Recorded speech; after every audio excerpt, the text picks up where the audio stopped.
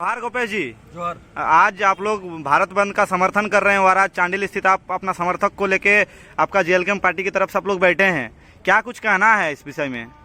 जी निश्चय ही ये बहुत ही गलत नीति चल रही है हमारे देश में। जिस प्रकार से आदिवासी मूलवासियों के जो आरक्षण को हटाया जा रहा है, इससे काफ़ी कुछ निगेटिव हो सकता है और जिससे निगेटिव तो हुआ ही है, उसी को लेकर आज प्रोटेस्ट के माध्यम से आदिवासी मूलवासी आज पूरे भारतवर्ष में सड़क पर उतरे हैं और उसी का सहयोग करने के लिए, आज समर्थन करने के लिए हम लोग भी आज यहाँ पे हम लोग समर्थन देने आए हैं। यहाँ पे चांडिल सुप्रीम कोर्ट का कहना है कि जिसको मिलना चाहिए वो नहीं, उसको नहीं मिलता है। उस चक्कर में जो जनरल कैटेगरी के लोग हैं देश में, उन लोग कहीं ना कहीं छूट जाता है, उन लोग वंचित रह जाते हैं, लोग कंपटीशन में ये नहीं कर पाते, इसलिए सबको समान करने के लिए किया जा रहा है। क्या कहेंगे? ये आरक्षण नीति लाई गई थी इसीलिए कि जो दबे कुचले लोग हैं आदिवासी मूलवासी, उन्हें बराबरी लाने के लिए किया गया था।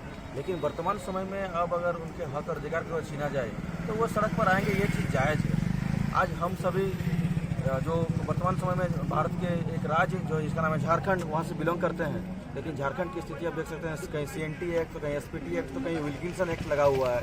तो इसका लगने का कारण एक ही था एक्ट का कि यहाँ पे लगातार जो ज़मीनें छीनी जा रही थी, उसी के संरक्षण को लेकर जो एक्ट बनाया गया, लागू हुआ था हमारे क्षेत्र में।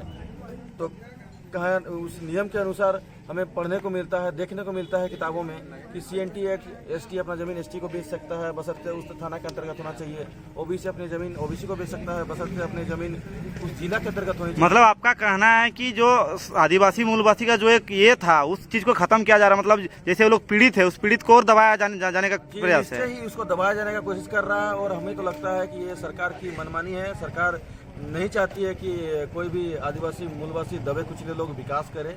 जो लोग गिने चुने लोग हैं उन्हें संरक्षण किस प्रकार से दिया जाए, सरकार की ये पूरी तैयारी है और हम इस चीज़ के पूर्णतः विरोधी हैं। वर्तमान समय में मैं यही सरकार से कहूँगा कि जिस प्रकार से जो भी रूल्स एंड रेगुलेशन बनाए गए हैं, CNT SPT विल्किंसन एक्ट और जो भी आदिवासी मूलवासियों के संरक्षण को लेकर जो आरक्षण दी गई है, उन्हें डिसमिस न किया जाए, उन्हें उसी तरह लागू किया जाए ताकि आदिवासी मूलवासी जिस प्रकार से आज जो रूल उन्हें आरक्षण देकर उन्हें उस आरक्षण का पूरा तरह लाभ पाते हुए अपने आप को पीछे नहीं, बराबरी के दृष्टिकोण से देखते आ रहे हैं।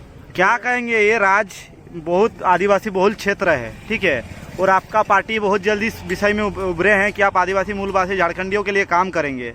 तो क्या आपके पार्टी लोगों की मतलब दिलों में राज करेंगे? क्या आने वाले भविष्य में आप लोग मतलब इस विषय में खड़े उतरेंगे कि नहीं, हम जब आएंगे सत्ता में तो इस पर आवाज़ उठाएंगे और आदिवासी मूलवासी वासियों का जो हक है उसको हम बरकरार रखेंगे? देखिए, दिलों में राज करना अब आज से 3 साल पहले से दिलों में राज कर रहे हैं। जब से हम JBSS से हम लोग जब से संगठन को जो यहाँ के हम लोग जो नींव रखे थे तब से, लेकिन वर्तमान समय में लोकप्रियता बढ़ती गई, जयराम दा के चहेते बढ़ते गए, लोगों ने हमारे विचारधारा को सुना, विचारधारा के माध्यम से उन्होंने अपने आप को गहनतापूर्वक सोच विचार करते हुए उन्होंने लगा कि नहीं, ये वास्तव में झारखंड की नीति और रीति को बदल कर रख देंगे। आज इस प्रकार से हमारी जल जंगल जमीन की लूट हो रही है, हमारे जो पर्व त्यौहार का आनंद हो रहा है, हमारे राज्य में नीतियाँ नहीं है, तो उस सभी को लेकर उन्हें लगा कि हाँ, वास्तव में ये लोग आने वाली पीढ़ी और आने वाले भविष्य को लेकर, संरक्षण को लेकर लगातार डटे हुए हैं।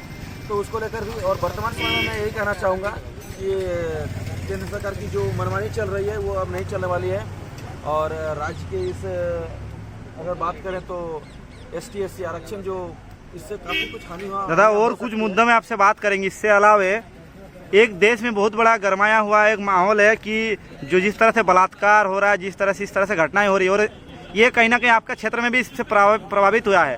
पिछले दिन आपके क्षेत्र ही तिरुल्ली थाना के अंतर्गत एक घटना सुनाई दिया कि ऐसा घटना ही हुई है, गैंगरेप हुआ है। तो इस पर क्या JBSS क्यों शांत है, क्या आप करेंगे इसको लेकर? शांत नहीं है, इस चीज़ को हम कतई बहुत बुरी तरह से निंदा करते हैं। ऐसी घटना नहीं होनी चाहिए।